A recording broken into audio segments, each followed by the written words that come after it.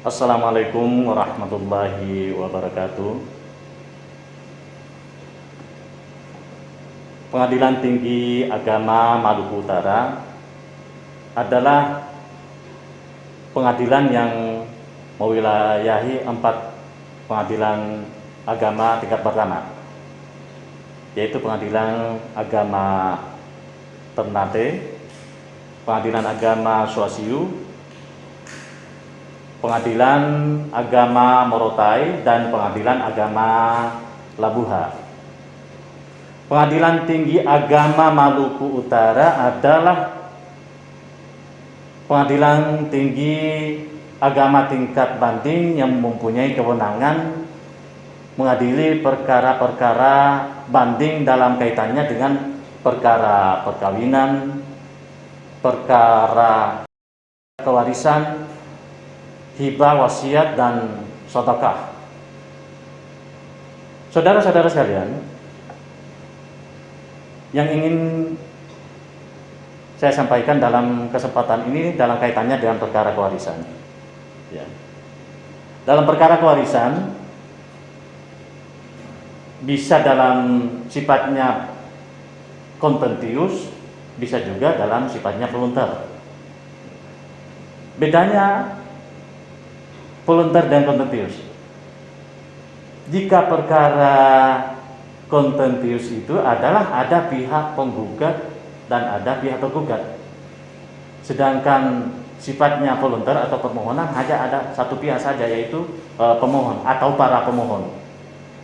Dalam perkara kontentius, yaitu dalam bentuk gugatan, ya, penggugat dan tergugat ada, ya, harus ada yang harus ditetapkan itu adalah adanya pewaris, ya, adanya harta warisan, kemudian yang ketiga adanya ahli waris, ya. Jadi tentu pengadilan dalam menentukan perkara yang kewarisan yang sifatnya kontentius itu harus ditetapkan dulu apa benar ada pewaris yang meninggal secara sah, ya. Ya, apakah itu matinya secara hukmi atau hakiki? Ya, matinya hukmi itu yang memang diragukan kematiannya. Ya, jadi harus ada putusan pengadilan bahwa benar-benar si A ini telah meninggal dunia.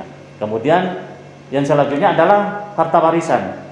Apakah pewaris tersebut adalah betul-betul ada harta warisan yang ditinggalkan, kemudian harta warisan itu sendiri adalah hak dari pewaris itu sendiri. Karena biasanya itu yang dalam sengketa. Ya, apakah objek tanah itu, apakah objek rumah itu tidak dalam sengketa atau benar-benar murni sebagai warisan daripada pewaris itu sendiri. Ya.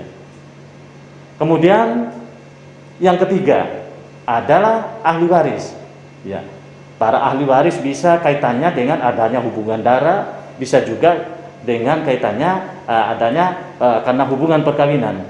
Bisa juga sebagai ahli waris pengganti. Ya, jadi itu. Kemudian ahli waris itu sendiri juga bisa ada yang mafqud, diragukan kematiannya. Ya, jadi harus ada penetapan pengadilan juga, putusan pengadilan bahwa si A ini memang benar sudah meninggal. Jadi sama dengan tadi, pewaris dan ahli waris itu kadang ada yang memang mafqud. Ya. Saudara-saudara sekalian, jadi ada para ahli waris tersebut perlu diketahui bahwa meskipun dia itu sebagai ahli waris yang sah, perlu diketahui bahwa dalam kompilasi hukum Islam ada halangan-halangan daripada ahli waris itu sendiri untuk secara hukum tidak bisa menjadi ahli waris. Ya, itu sudah disebutkan dalam buku kompilasi hukum Islam. Ya. Dalam kompilasi hukum Islam pasal, saya sebutkan pasal 173.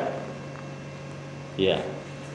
Ahli waris tersebut tidak bisa menjadi ahli waris ketika dia pernah membunuh atau dipersalahkan membunuh atau menganiaya pewaris itu sendiri. Ya, itu yang pertama. Meskipun dia anak, ya, atau istri atau suami, jika suami itu terbukti membunuh istrinya, tidak bisa menjadi ahli waris dari istri, atau istri sendiri terbukti merencanakan atau membunuh suaminya, tidak bisa menjadi ahli waris. Ya. Kemudian yang kedua, nah, ahli waris itu dipersalahkan secara memfitnah, ya. Memfitnah telah mengajukan pengaduan bahwa pewaris telah melakukan suatu kejahatan yang diancam dengan hukuman 5 tahun penjara atau hukuman yang lebih berat. Itu yang perlu diketahui.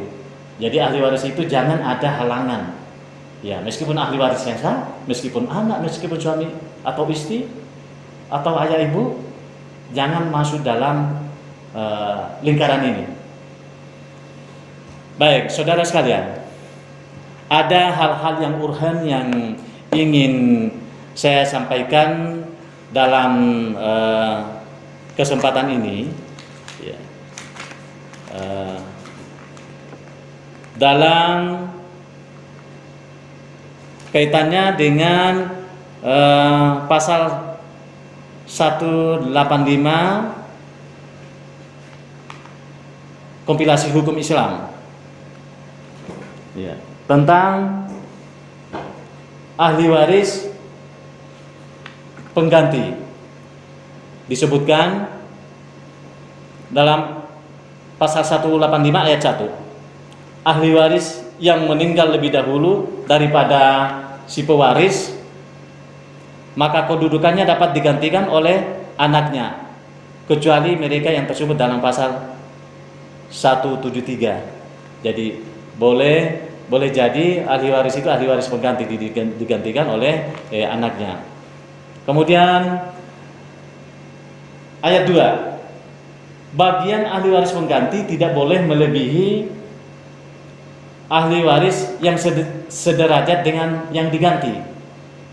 Itu. Jadi ahli waris pengganti itu dibolehkan, tapi jangan melebihi dari ahli waris sederajat yang diganti. Itu. Baik. Dalam kaitannya dengan dalam hal lain yang kaitannya juga dengan kewarisan. Kadang ada anak angkat, ada juga dengan orang tua angkat. Boleh dilihat dalam pasal 209 kompilasi hukum Islam.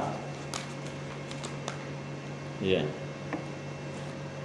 Disebutkan dalam ayat 1, harta peninggalan anak angkat dibagi berdasarkan pasal 176 sampai dengan 193 tersebut di atas.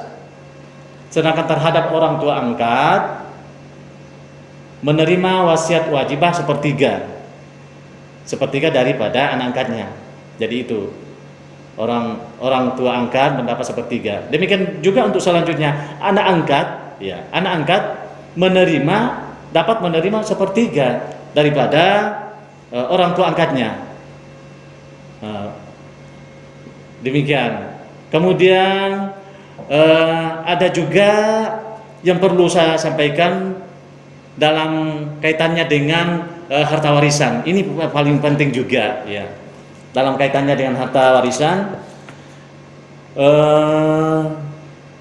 dalam pasal 189 kompilasi hukum Islam disebutkan, yaitu bila harta warisan yang akan dibagi berupa lahan pertanian yang luasnya 2 hektar supaya dipertahankan kesatuannya sebagaimana semula dan dimanfaatkan untuk kepentingan bersama para ahli waris yang bersangkutan. Itu. Jadi harta waris yang kurang dari 2 hektar, ya, yang kurang dari 2 hektar, kemanfaatannya itu yang harus digunakan secara bersama-sama, ya, secara bersama-sama oleh para ahli waris. Baik, saudara-saudara sekalian, ada hal-hal yang urgen juga yang ingin saya sampaikan, ya, yang tentu tidak disebutkan dalam kompilasi hukum Islam, sebagaimana hasil rapat kerja nasional di Balikpapan pada tahun 2010. Kemudian ada juga hasil rapat kerja nasional di Jakarta pada tahun 2012. Apa itu? Ini perlu diketahui juga bahwa dalam pasal 185 kompilasi hukum Islam tentang ahli waris dalam keturunan garis lurus ahli waris pengganti, ya, hanya sampai derajat cucu aja. Jadi ahli waris pengganti hanya sampai derajat cucu. Itu hasil Rakernas di Balikpapan tahun 2020. Ya. Kemudian ada juga hasil Rakernas tahun 2012 di Jakarta tentang wasiat wajibah. Wasiat wajibah itu hanya berhak untuk memperoleh wasiat wajibah dari ayahnya. Ya. Dari ayahnya. Kemudian ada juga untuk anak tiri, ya, yang dipelihara sejak kecil hanya bisa memperoleh wasiat wajibah dari harta warisan tersebut. Jadi ini kaitannya juga dengan harta warisan. Jadi ada wasiat wajibah dengan anak tiri, ya, itu hasil daripada hasil Rakernas. Hal tersebut harus diketahui oleh saudara-saudara sekalian dalam kaitannya dengan kewarisan atau hukum kewarisan.